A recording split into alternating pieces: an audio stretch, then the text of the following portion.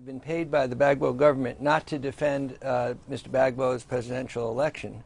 I take no position on whether he won the election or whether Mr. Ouattara won or who's right or who's wrong. I've been retained to try to resolve this crisis peacefully through dialogue and through mediation. And Mr. Gbagbo did call for mediation and a renunciation of all violence, invited Mr. Ouattara to come to the table for dialogue, which was my advice. And then last night, pertaining to your question about human rights violations, I advised Mr. Gbagbo to make it absolutely clear that if there's any human rights violations or killings in his name or by forces loyal to him, he denounces and condemns them, calls for the prosecution of anybody doing that, just as would be the case in the North, where there's lots of reports for violence, but apparently the United Nations doesn't have observers on the ground there. Yeah. So to me, what needs to occur here is dialogue and negotiation, not violence. I asked the representative and the spokesperson of the Ouattara government, the parallel government. I mean, this is really the winner that's been recognized by the international community of this November 28th election. Alassane Ouattara, the U.S., the EU, the African Union, other international organizations. Why is Laurent Gbagbo still in power when everyone, even observers on the ground, have said he lost this election? Well, one of the reasons that I'm here is not to defend the position of the government, but to state what you just omitted, which is a very important set of facts that the international community has omitted even looking at.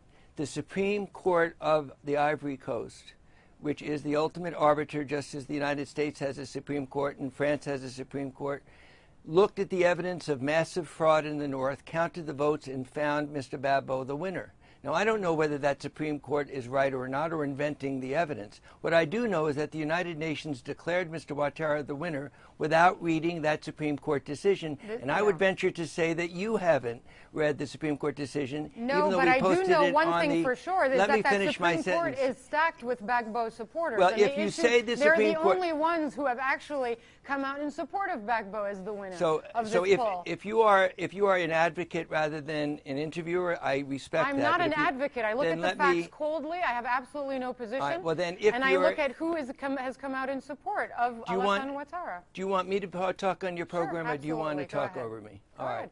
You used the word stacked. I do not know whether you're right or wrong. I know there is a Supreme Court under the Constitution. Yet every news report that I've read anywhere describes the Independent Electoral Commission as dominated by Mr. Ouattara's opposition.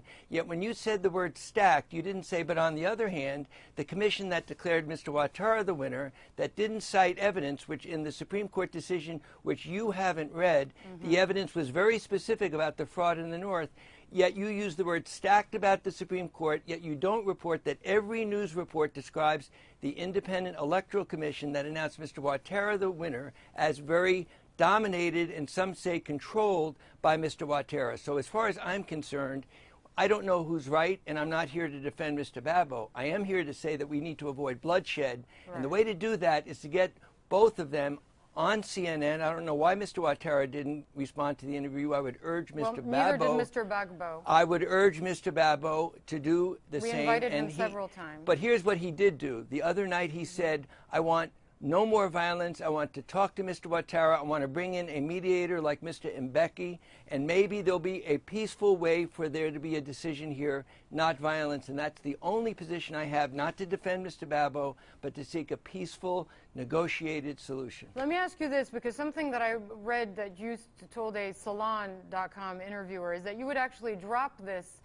client, the Laurent Gbagbo government, if there was substantiated proof that atrocities were being committed in the name of the government with the support of Mr. Gbagbo. But have you read the UN findings that they have substantiated that arbitrary arrests have been committed, torture, dozens of cases of torture, ill treatment, and enforced disappearances of people over the past 1 week?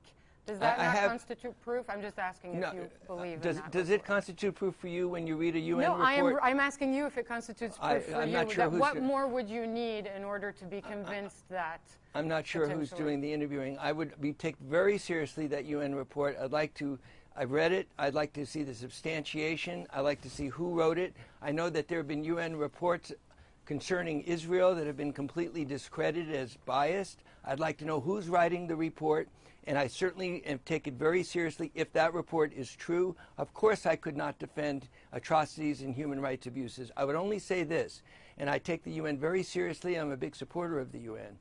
But when the UN observer on the day after the election pronounces the verdict of the election and doesn't even read the Supreme Court decision, you say stacked, the Supreme Court decision that very specifically cites fraud in the North, violence and intimidation. Reuters reported the European Union mission protested to the Independent Electoral Commission, supposedly controlled by Mr. Cote, would not allow them to observe voting places in the North. If you're unaware of that Reuters report and the European Union observers citing intimidation and violence in the North, the UN pronounced a verdict without being aware of or investigating those allegations. So if we're going to have a peaceful solution, we need dialogue, and we want to look at what the evidence is rather than jumping to conclusions. No, absolutely. And we're aware of the reports, of course. We're also aware of what the findings were in the end, which is what I was presenting to you. Findings by whom? Excuse me. You cannot get away with that.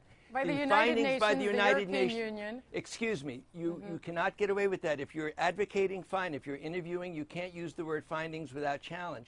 There were no findings of fact. They're not my words. They're the United Nations words. Well, then I will correct them. Okay. Excuse me. But you're correcting the UN, not my words. That's all I'm saying. There were no findings. They never read the Supreme Court decision. They never verified whether there was fraud in the North. There were no findings other than pronouncing the verdict and saying that they saw no evidence of fraud. There has been evidence of fraud presented by one side. Perhaps Mr. Ouattara deserves to be named the winner. Let's look at the evidence and let's get to the negotiating table, and maybe the ultimate outcome will be Mr. Ouattara is the president. But when you say findings, when they never were on the ground to investigate the fraud that was at least written down and cited in the supreme authority under the Ivorian Constitution, a written decision, the UN never read that decision. In fact, my own government admitted that they hadn't read the decision. All right. At the very least, we're not going to end the violence. If 46% of the people voted for Mr. Babbo, and we want to end this violence, we have to find a solution that people can use dialogue and negotiation rather than violence and, as you mentioned, human rights violations if they're occurring. That's why a Mr. Mbeki or somebody who can mediate is the best answer to this crisis. Okay, Lanny Davis, an advisor to Mr. Gbagbo's government, thanks very much for joining us on CNN. You. Thank you. Thank you.